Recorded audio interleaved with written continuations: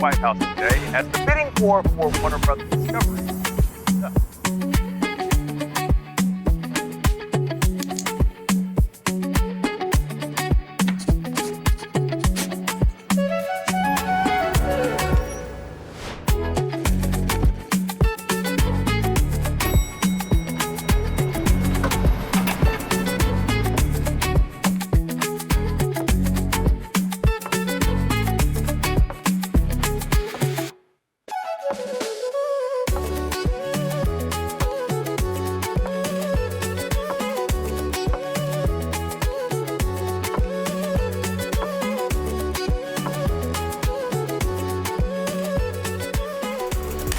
ቀዳሜኛ እንዳማረበት በፊት ፕሮግራማችን አንድ ቻሌንጅ እጀነነ እንደ ሽርሽራችን አሁን ጀምሯል።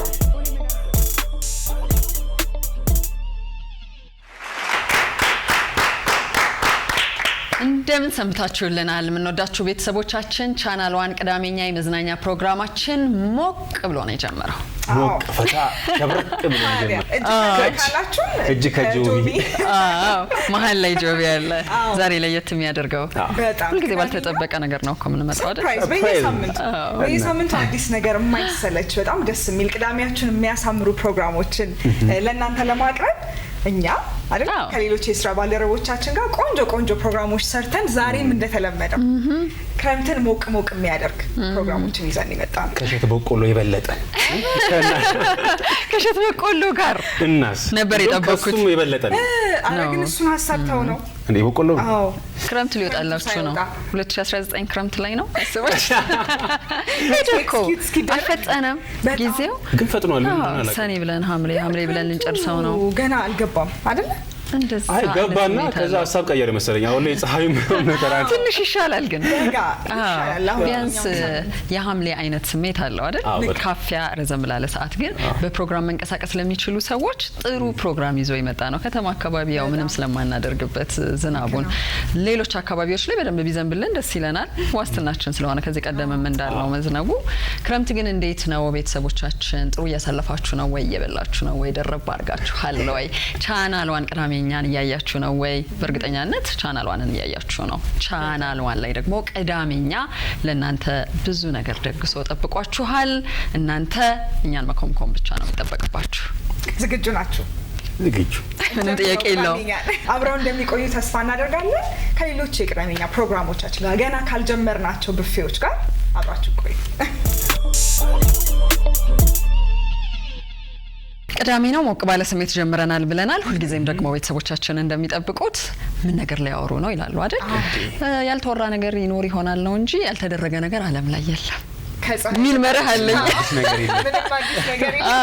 እና የሚወራበት መንገድ ምንድነው የሚለው ነው ለየት የሚያደርገው እንጂ አሁን የማያወራም የለም ጉዳዩን የማይፈጥርም አካል የለም ለማንኛውም ወደ ደቡብ ኮሪያ እኮ ለመሄድ ነው ይሄ ሁሉ መንደርደሪያ ኦኬ ደቡብ ኮሪያ ተቆራኙ ሩቅ ምስራቆች ባጠቃላይ እሱ ማያልፉ ነገሮች ናቸው ይመስላል ደግሞ ራሱ ዓለምን በሚዲያው ሳይነካቸው ማያልፋቸው ቀጠናዎች ውስጥ አንዷ ደቡብ ኮሪያ ናት እኚህን ሰውዬ ላሳያችሁ ማስክን ይመስላሉ ባለ ሀብትማ መንፈሱ ይመሳሰላል የባለ ሀብት መንፈስ ልክ ነሽ እኮ ድንገት ስታይ ቼቴዎን ይባላሉ ደቡብ ኮሪያዊ ባለ ሀብት ናቸው አጎቴ አይመስሉም ቼቴዎን ግን እቺ ጠጋ ምንም አላማረኝ እንደ ዓለማችን ላይ ወደ 5.5 ቢሊዮን የአሜሪካ ዶላር ንጹህ ወይም የተጣራ ሀብት ያላቸው ሰው ናቸው ፎርብስ ነው ይሄንን ያለው ግን ውዱን ፍቺ ፈጸሙ ውዱን ያለማችንን ፍቺ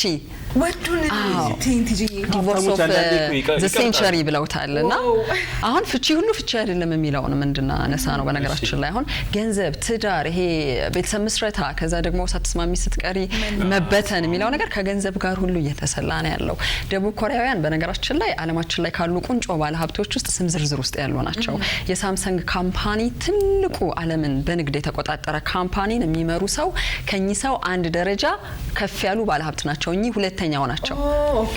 እና ዓለም በደንብ ያውቃቸዋል። ኤስኬ ግሩፕ የሚባል ዓለማችን ላይ አሁን በየቤታችን በየካምፓኒው የምንጠቀማቸው ሴሚኮንዳክተሮች የሚመረቱት በሳቸው ካምፓኒ ነው። ከፍተኛ ሽያጭ አለው። ይሄ ሽያጭ እንዳለ ሆኖ ደግሞ የኤአይ ዘመን አይደለ? ኤአይ ቡም አድርጓል አይደለ? ዓለማችን ላይ የኤአይ ደግሞ ቺፖችን ዓለም በገፍ የምትቸበችበው ከኚህ ሰው የኤስኬ ግሩፕ ኩባንያ ነው። እና ትርፍ በትርፍ ነገር ግን ትዳራቸውን አልጠበቀውም። ይሄ ሀብት 35 ዓመታትን በደንብ የኖሩለት ትዳር መጨረሻው ፍቺ ሆኗል። ለፍቺው መነሻ የሆነው የራሳቸው የደቡብ ኮሪያውያን አሉባልተኛ ሚዲያዎች አሉ። በነገራችን ላይ በጣም ብዙ ታብሎይድስ አሏቸው። ደቡብ ኮሪያውያን ወሬ ይወራል። ከሌና ከሌ ሊጋባ ነው፣ ሊፋታ ነው አይነት ወሬዎች ብዙ አሉ። አዎ እና ቤት ወጡ ቤት ገቡ ከሊት ከምትባል ሴት ጋር ግንኙነት እንዳላቸው መረጃዎች አሉ የሚል ወሬዎች ይወሩ ነበር። እሳቸው ይሄ ጫና አላኖር ሲላቸው አዎ 2015 ላይ ከአንዲት ሴት ጋር ግንኙነት ነበረኝ ልጅም ማፍርቻለሁ አሉ። አመኑ። ሲያምኑ እውነት የሆነ ነገር ነው ያመኑት። አመኑ ግን ወሬ ነበረ፣ ጭምጭምታ ነበረ። አራት ልጅ ግን ከመደበኛው ወይም ከሚታወቀው ይፋዊ ትዳራቸው ያፈሩ ሰው ናቸው። ትላልቅ ደረጃ ላይ የደረሱ ናቸው። ከዛ ሚስት እንግዲህ ጫና በረታባት። ከዛ በኋላም ነገሮች ጥሩ አልሆኑ። እንዲያማለ እንዲማለ ሊቀጥል አልቻለም። ፍርድ ቤት ጉዳዩ ሄደ። ፍርድ ቤት ሲሄድ ምን ይሰጣት ለሚስት የሚል ነበር ጉዳዩ። በጣም ብዙ ሚዲያዎች እኚህ ሰው ባለ ሀብት ናቸው። ለሀብታቸው ምንጭ ሚስት ማብራለች። የቀድሞ የደቡብ ኮሪያ ፕሬዚደንት ልጅ ናት በነገራችን ላይ።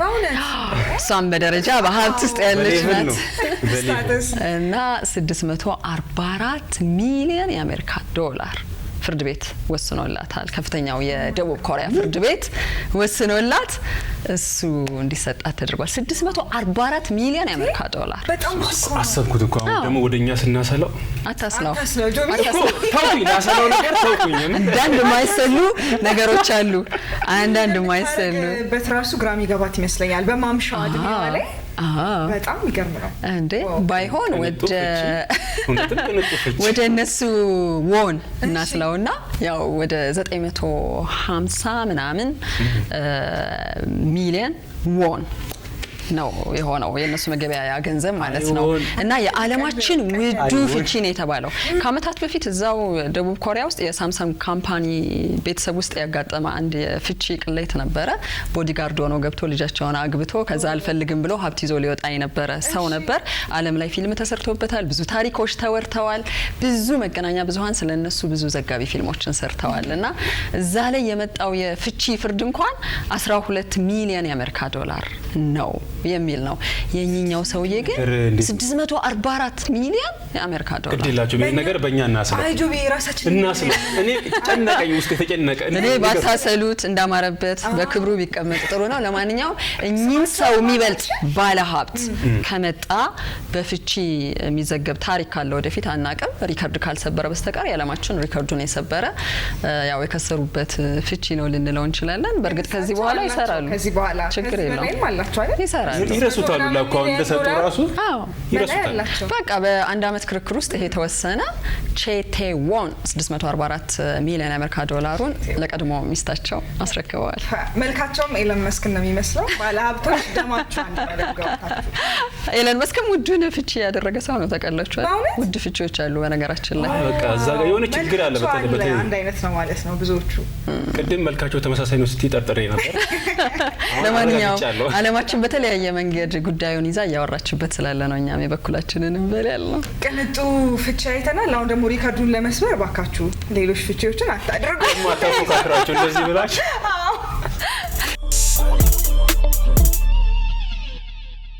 እሺ። አሁን ደግሞ ፊልም ልጋብዛችሁ እስኪ። እሺ ሪሞቱን ወስደሽብኛል። እንጨርሰው እንዳትለኝ እንጂ ፊልሙን እዚህ ማን ቢለን ነበር ይመስላል። ወደ ሲኒማ እሺ እዚህ ያመጣ ከዝንሽ ናታ እንጂ ዘንዳያ መሳሰላሉ እንጂ እሺ ቤተሰብነታችን አለ እንደተጠበቀ ነው። እሺ ይሄ ሙቪ በ2026 በጣም አነጋጋሪ የሆነ ሙቪ ነው። ኦዲሴይ የተሰኘው ነው። የዚህ ዳይሬክተር ክሪስቶፈር ኖላን ይባላል።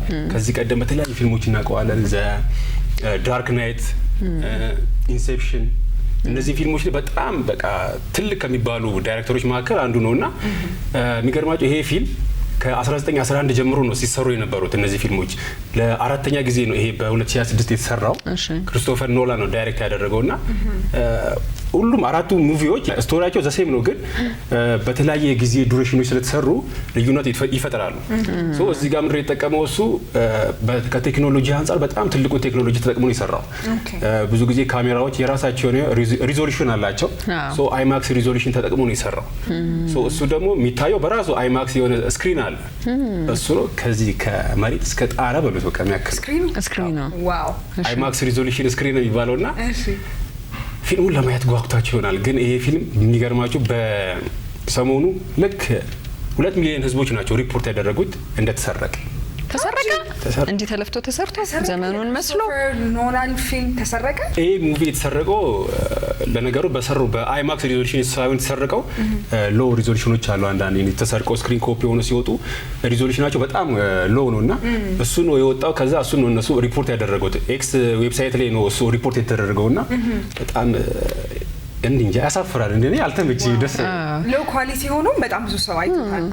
ጉዳዩ ትልቅ ነው። ታሪኩ እንደዚሁ ረጅም ዓመት ተደጋግሞ የተሰራ ነው። ከዛ ውጪ ግን ስልጡን ነው በምትለው ማህበረሰብ ዘንድም መንተፍ ማድረግ የተለመደ ይሆናል። አሳፋሪ ነው። ኦዲሴ አገራችን ውስጥ ተሰርቷል። ምን በሚል ርዕስ መስላችኋል? ኦዲሴ ክሪስቶፈር ኖላን መጥቶ አይደለም የሰራው፣ የሆነ ሰው ልኮልናል። እዚህ ታሪኩን ከነገርከን ልንገምት። የትሮይ ፈረስ በታሪክ ተምረን አልፈናል ነው እንጂ ትሮይ ፈረስ ኢትዮጵያ ውስጥ ተሰርቷል እሱ ፊልም። ያው የተለያዩ አገራቶች እንደዚህ አሪፍ የተወደዱ ፊልሞችን እየወሰዱ በራሳቸው ቋንቋ እየቀየሩት ይሰራሉ። ሶ አንዱም ኦዲሴ አገራችን ውስጥ ከተሰራው የትሮይ ፈረስ አንዱ ነው ማለት ነው። እንደዚህ አይነት ፊልም ግን ለመስረቅ እንዴት ድፍረቱን አገኘሽ? በጣም ፌመስ በሆኑ ዳይሬክተሮች የሚሰሩ ፊልሞች በተለይ ደግሞ ውጭ ሀገር በጣም አደጋ አላቸው። ምክንያቱም ሁሉም ሰው አፎርድ የሚያደርጋቸው አይደለም፣ ሰው ተጋፍቶ የሚያያቸው ነገሮች ናቸውና ይመስለኛል ሎ ኳሊቲ መሆኑ ለሰው ማተር የሚያደርግ አይመስለኝም። ፊልሙን ማየት ነበር የፈለጉት። ለዛ አይመስላችሁም? ከ2 ሚሊዮን ሰው በላይ ያየው። ግን አንዳንዴ የሚገርመው ነገር ቴክኖሎጂውን ትተሹ በስማርት ስልኮቻችን የምናየው የሆነ ቪዲዮና ቤት ውስጥ በኤልኢዲ ስክሪን ቁጭ ብለሽ ተረጋግተሽ የምታየው ነገር እንኳን ልዩነት አለው ስሜታችን ላይ። አሁን የተባለው ደግሞ ሪዞሉሽን ዘመኑን የመሰለ ምናልባትም ዘመኑን የቀደመ ቴክኖሎጂ ላይ ሰርተው ዳይሬክተሩ በእርግጠኛነት በሎ ኳሊቲ አይተሽ አይቻለሁ እንድትይ አይፈልግም። ምክንያቱም የትኛውን ነገር ነው የጻፈልን ያሳየን የሚለው ነገር ግድ የሚለው ነገር ነው። ለዛም ነው አይደል ከ30 እስከ 50 ሲኒማ ቤቶች ውስጥ እየታየ እኮ ነው በሰራበት ቴክኖሎጂ። ግን ከዛ ተመንትፎ ሲወጣ ሪፖርት መደረጉ ነው ትልቁ ነገር። ሪፖርት አድርገው አዘግተውታል። ግን የሚያከስራቸው ሁኔታ አይደለም አይደል? እስቲ ሰው ገብቶ አይከስሩ። ያው ቀጣይ በኦሪጂናል በኳሊቲ ሲወጣ ደግሞ በጣም ብዙ ሰው ነው ግልብጥ ብሎ የሚመጣው እና ፊልሞቹ በጣም እንዲወደዱ ከሚያደርጋቸው ነገሮች አንዱ የተለያየ ዳይሬክቲንግ ሲስተሞች አሉ የምናውቃቸው። የእሱ ዳይሬክቲንግ ሲስተም ደግሞ ኖ ሲጂአይ ሩል ነው የሚጠቀመው። ምክንያቱም አሁን ለምሳሌ ኖ ሲጂአይ አብዛኛው ጊዜ የምንጠቀመው እንደዚህ ሎኬሽን ላይ መጠቀም ማንችላቸውን በኤዲቲንግ የምናስገባቸው ነገሮች ናቸው። እሱ ግን ኤግዛክት ሎኬሽን ላይ የሚፈልገውን ነገር ሰርቶት ፍንዳታም ሊሆን ይችላል፣ የሆነ ህንጻም ካስፈለገ ይገነባዋል። እሱ ማፍረስቶ ናቹራል የሆኑ ነገሮችን የሚጠቀም በቃ ሪያሊስቲክ የሆነ ዳይሬክተር ነውና አንድም እሱ ይመስለኛል ብዙ ሰው እንደ ቶፕ ላይ አድርጎት እንደ አይከን አድርጎት እሱ ሙቪዎች ላይ በጣም የሚጠበቁት ለዛ ነው። ልክ ነው። ደግሞ ማስተርፒስ ናቸው ሁሉም በጣም እጅግ ሰራቸው ፊልሞች። እስቲ በየትኛው ነው የምናየው? እናያለና እኔ ደግሞ ወደ አሜሪካ ልወስዳችሁ ነው። ጃፓን፣ አሜሪካ ለመሰላችሁ መወስዳችሁ ሰሞኑን ላስት ዊክም አውርተን ነበረ ከሎተሪ ጋር በተያያዘ በጣም ብዙ ዜናዎችን እየሰማሁ። ሎተሪ መቼ ነው የሚደርሰኝ? ደረሰሽ ጄሪ? እኔ እኮ ቆርጬ አላውቅም በነገር በቆርጥ ግን የሚደርሰኝ አይመስል። እስቲ መጀመሪያ ቆረጡ የሚሉ ሰዎች አሉ ከመመኘታችሁ በፊት። ልክ እኮ ነው። ከየት ይመጣል ታዲያ እድሉ ከየት ይመጣል? ቤትሽ አንኳኩቶ አይመጣም። ስለዚህ እንዙ እየቆረጥን በጣም አሪፍ። አሁን ወደ አሜሪካ የተሰማ አንድ ዜና ልክ እንደዚሁ ሎተሪ በሆነ ወቅት ላይ ይቆርጥና ከዛ አብሮት የቆረጠው ጓደኛው ይደርሰዋል። $5 ከፍሎ የቆረጡት ሎተሪ ላይ ጓደኛው $10,000 ይደርሰዋል እና ስለዚህ እድል በዙሪያ ይያበበሽ ብሎ ስላሰበ ደገመና በሁለተኛው ሳምንት ሎተሪ ይቆርጣል። ታዲያ ያንን ሎተሪ ሲቆርጥ የልደቱ ቀን ነበር የቆረጠው። በጣም እኮ የሚገርም እኮ ነው። ምን እንደደረሰ ማመን አትችሉም። ምን ደረሰ? የሎተሪ አስተዳደር ነው የሚባለው። የእነሱ ሀገር የሎተሪ አስተዳደር ለዚህ ግለሰብ የልደት ስጦታ እንደበረከተለት ነው የምንቆጥረው።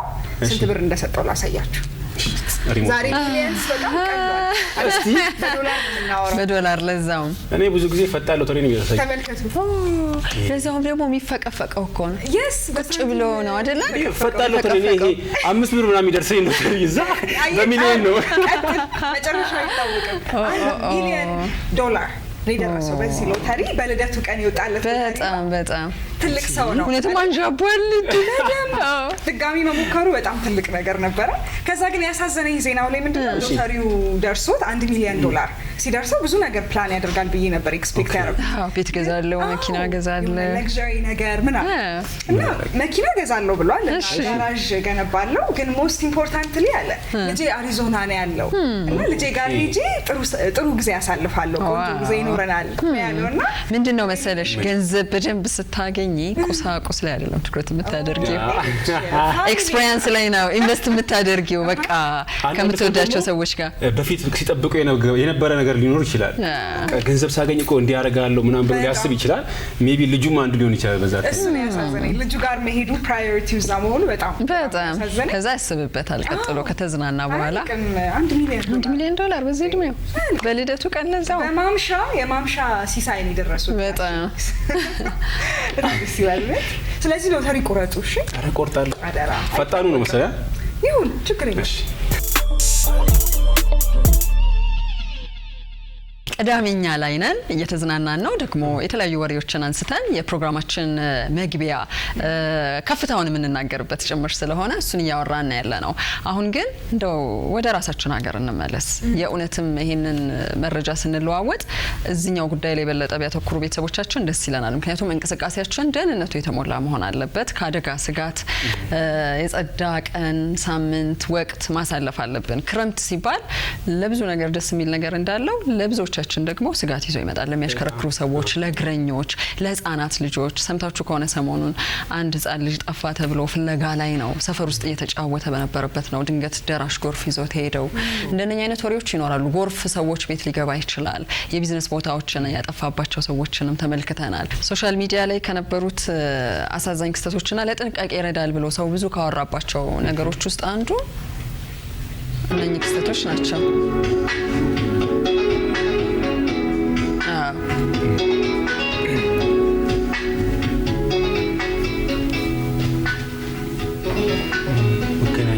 እንደምንመለከተው መገናኛ አካባቢ ነው። ያስደነግጣል ማሰቡ ራሱ አይደለ? አዎ። ሌላኛው በጣም በዚህ ሰሞን ብዙ ሰው የተነጋገረበት ደግሞ ይሄኛው አደጋ ነው። ፍየል ቤት አካባቢ የነበረው አደጋ ነው። ኃይለኛ ንፋስ እንደጣለ እንደምናየው ጎርፍ ከስር እየሄደ ነው። ኃይለኛ ዝናብ ዘንቦ ነበር። መኪኖች በመደዳው ቆመዋል። የኤሌክትሪክ ማስተላለፊያ መስመሮች ወድቀዋል። ተሽከርካሪው ላይ ለማሰብ እንኳን ይዘገነናል። እና ለአብነት እነኚህን ምስሎች አየን እንጂ የተለያዩ ሶሻል ሚዲያ ላይ እኛ ሰፈር እዚህ አካባቢ የተባሉ ሼር የተደረጉ ሲኤምሲ ሚካኤል ጀርባን በተመሳሳይ አንድ ሰው ያሳየኝ አንድ መረጃ ነበረ። ፓርክ አድርጎ ሄደ፣ ሲመለስ ወድቋል የኤሌክትሪክ ማስተላለፊያ ፖል። እና ዝም ብላችሁ አስቡት። የንብረት አደጋ ያለበት ውስጡ ድንጋጤ ያለበት የስሜት ህይወትና አካል ሊጎል ይችላል። ከዛ ደግሞ የትራፊክ እንቅስቃሴውን ውስብስብ ያደርገዋል። ሁለት መኪኖች ትንሽ ሲነካኩ እንኳን ያለውን ቢዚነት አስቡት አይደለም? ይሄን እንደዚህ መኪኖች ክራውድድ ውስጥ ሲገቡ ደግሞ በጣም ትንሽ ከተነካኩ ከባድ ነው የሚሆነው። አብዛኛውን አደጋዎች ደግሞ የሚደርሱት እንደዚህ በክረምት ጊዜ ኮንስትራክሽን ስራ ላይ ያሉ እንደዚህ ለህንጻ ግንባታ ብለው ያቆማቸው ብረቶች እንጨቶች አሉና ከዚህ ቀደም አንድ ቦሌ ላይ እንደዚህ የተከሰተ ነገር ነበረ። መኪና እያለፈ እያለ ነው ከላይ ወድቆ እንደዚህ ነው የገባው። ደግነቱ ከኋላ የተሳፈረ ሰው አለ። ይሄ በዝናብ ሶሻል ሚዲያ ላይ ያየነው አይደለ? ብረቱ ገብቶ ብረቱ ገብቶ በቃ በድንጋጤ ነው ወደ ግራ አቁማ ሹፌር ነው። 20 ቀን አካባቢ አይቼዋለሁ። አዎ በቃ እንደዛ ሰው ደግሞ መኪና ውስጥ ሆኖ ሲሆን የበለጠ ከባድ ዘመናዊ መኪና ነው። በዛ ላይ ሹፌርና አጠገቡ ሰው ይታየኛል። ከዛ ወደ ፖሊስ ጣቢያ ሲሄዱ ነው ቪዲዮ የተቀረጸው። አዎ በጣም አስደንጋጭ ነው። ለማንኛውም ማድረግ የምንችላቸው ነገሮች ላይ ትኩረት ማድረግ ጥሩ ነው። ከቁጥጥራችን ውጪ የሆኑ ነገሮች ይኖራሉ። አደጋ አትምጣ አይባልም። ሊመጣ ይችላል። መቼ እንደሚመጣ አናቅም። ግን አብላጫውን ለአደጋ ተጋላጭ የሚያደርገንን ነገር አስበንበታል ወይ የሚለው ነው ልዩነት የሚፈጥረውና የሚመለከታቸው አካላት ማስጠንቀቂያ ይሰጡ አይቻለሁ። እየተከታተሉ ያረጁ ፖሎችን ማስተካከል እንዳለ ሆኖ ግን ለጊዜውም ቢሆን ባንዴ ማድረግ ስለማንችል ይሄንን ፓርክ በመናደርግበት ሰዓት የት ጋር ነው ፓርክ ያደረኩት? ዛፍ አለ ወይ? ቅርንጫፍ ሊገነጠል ነው ወይ? ህንጻ ጅምር ህንጻዎች አሉ ወይ? ንፋስና ደግሞ ይሄ ከፍተኛ ምንድነው ዝናብ ሲዘንብ ሌሎች ነገሮችን ይዞ እኔ መኪና ላይ ማረፍ የሚችልበት ቦታ ላይ ነው ወይ ያለው የሚለውን ማሰብ ጥሩ ይሆናል። ውስጥ ደግሞ ልጆችን ጥሎ አለመሄድ አንዱ ቦታ ላይ ሰው የነገረኝ ነገር እሱ ስለሆነ ነው። የሆነ ቦታ ላይ ደርሼ እመጣለሁ ብለው ነው የሄዱት። ሲመጡ አደጋ ደርሷል። ጉዳት አልደረሰም። በአጋጣሚ ግን አስደንጋጭ ነው ነገሩና ማሰብ፣ መጠንቀቅ፣ ማስተዋል በጣም ያስፈልግበት ወቅት ነው። አሽከርካሪዎችም እግረኞችም በጣም ብዙ አይነት አደጋዎች እየሰማ ነው ከጎርፍ ጋር የተያያዙ ልክ እንደዚህ ደግሞ ኤሌክትሪክ ፖሎች በተለይ በዚህኛው ክረምት በጣም አደገኛ ንፋሶች እንዳሉ እያየን ነው እና በጣም ከባድ ነው። ያው ጥንቃቄ ማድረግ ያስፈልጋል ምን እንደሚከሰት ስለማይታወቅ በክረምት። ፖሎቹን ግን ያው ማረጋገጫም ሰጥተዋል። በፍጥነት ሪፖርቶች በሚደርሱኝ ቦታ 24 ሰዓትም ቢሆን እርምጃ መወስድበት ነው ብሏል። የኢትዮጵያ ኤሌክትሪክ ኃይል አገልግሎት ሪፖርትም አቅርቡ ተብሏል። በየቦታው ድንገት የተጠራጠራችሁት ሊወድቅ ይችላል፣ አዘምሟል ወይም አርጅቷል ያላችሁት ካለ ሪፖርት በመስጠት ደግሞ መተባበር ያስፈልጋል ማለት ነው። ሌላው አሽከርካሪዎች ደግሞ ክረምት ላይ ብዙ ጊዜ አንድ አደጋ የሚነሳበት በጣም ዶፍ ዝናብ የዘነበ መስታወቶች በጣም እንደዚህ ጉም ይሸፍነዋል። አንዱም እሱ መንስኤ ነውና ሹፌሮች ምን ጊዜም በዚህ በግራ ሳይድ ያለው መስኮት ዝቅ አድርጉት ይባላል። እነሱ ደግሞ ዝናብ ሲሆን ክረምት ምናምን ሲሆን ይዘጉታል። በዛ ሰዓት ደግሞ ከኋላ መኪና ክላክስ ሲያደርግ አይሰማም። ምክንያቱም መስኮቶቹ ሁሉም ዝግ ነው የሚሆኑት። ግን ያው አንዱም የትራፊክ ህግ ላይ ምንድነው የሚለው አሽከርካሪ በግራ በኩል ያለውን መስኮት ትንሽ ዝቅ እንዲያደርግ ነው ህጉ ላይ እንትን የሚባለው። እሱ ነገር ደግሞ እነሱ ብርዱን በቃ ስለማይፈልጉት ስለሚዘጉት ከዛ ደግሞ በቃ ከኋላ መኪና ክላክስ ሲያደርግ እየፈጠነ ሲመጣ አያዩ።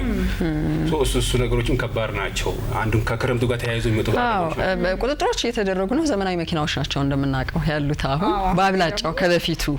ስለዚህ ጭጋግ ማቅለጫ የኋላም የፊትም ከሌለ አንድ ያስጠይቃል። ምክንያቱም ውስጥ መከልለው ለምንድነው ንፋስ እንዳይገባ ከዛ ደግሞ ዝናብ እንዳይገባ ነው። መርጠብ ስለሌለበት የውስጠኛው አካል አይደል። ግን ደግሞ ማቆም ካለብኝ ማቆም አለብኝ። እንደማይሰራ ካወቅኩ ከሰራ ደግሞ መጠቀም አለብኝ።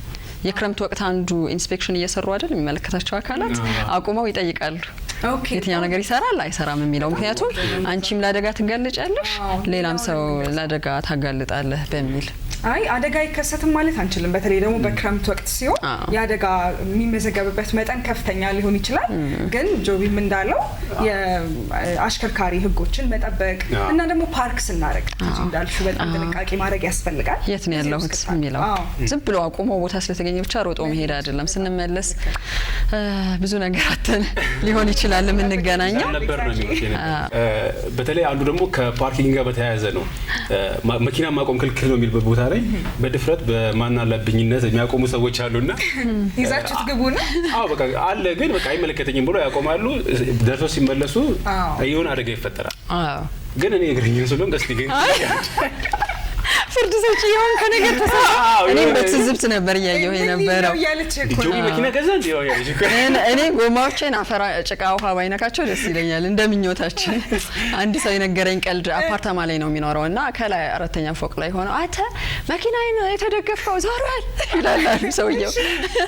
ስበደር ወለድ የምትከፍልልኝ መሰለኝ ደግሞ እንዲህ ቆሟል ዞሯል ይላል። አዲስ ገዝቶ ነው መኪና ደገፍ የሚሉበትን ሰዎች ሁሉ አይፈልግምና መኪና ያን ያክል ባትኩሮት እንደ ብርቅ የምናየው ነገር ነው። ኢትዮጵያ ውስጥ ነው ያለነው፣ ምንም ጥያቄ የለውም። ግን ፓርክ የምናደርግባቸው ቦታዎች ሮጥ ብለን ሄደን የሆነ ነገር አድርገን መመለስ እንፈልጋለን። አይታችሁት ከሆነ አንዳንድ መንደሮች ውስጥ ማቆም አትችሉም ይባላል። ብዙዎቹ ቦታዎች ላይ ፓርኪንግ እንደተሰራ እናውቃለን። ግን አሁንም ገና ነው ካለው ፍሰት አንጻር። ስለዚህ እዚህ ጋር ለጠፍ አድርጌትና ቶሎ በይ እጠብቅልሻለሁ ትባያለሽ።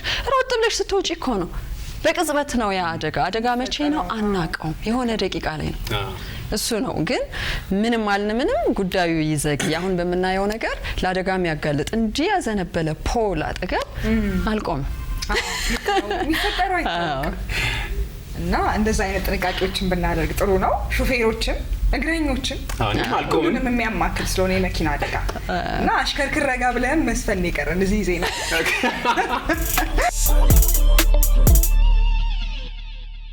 ቅዳሜኛ ያው የተለያዩ ወሬዎችን ያወራንበት ደግሞ አካባቢያችንን ቃኘት አድርገን በዚህ የክረምት ወቅት ምን ነገር አለ ያላስተዋል ነው ልናስተውልበት የሚገባው ነገር የሚለውንም ሰፋ ያለ ደቂቃ ወስደን ያወራንበት ነበረ። ደስ እንደተሰኙበትና ምን አለን በወሬ ነው የተጀመረው። እንግዲህ እንደተለመደው አይደል እንደተለመደው ትጂ ደግሞ ከነዚህ ወሬዎች በስፋት ደግሞ በደንብ አብራርታ ወሬ ታጣጣበት ወሬ ኮርነርም አለ እንዴ በደንብ ትጂ ተጠባቂ ትጂ ታውራት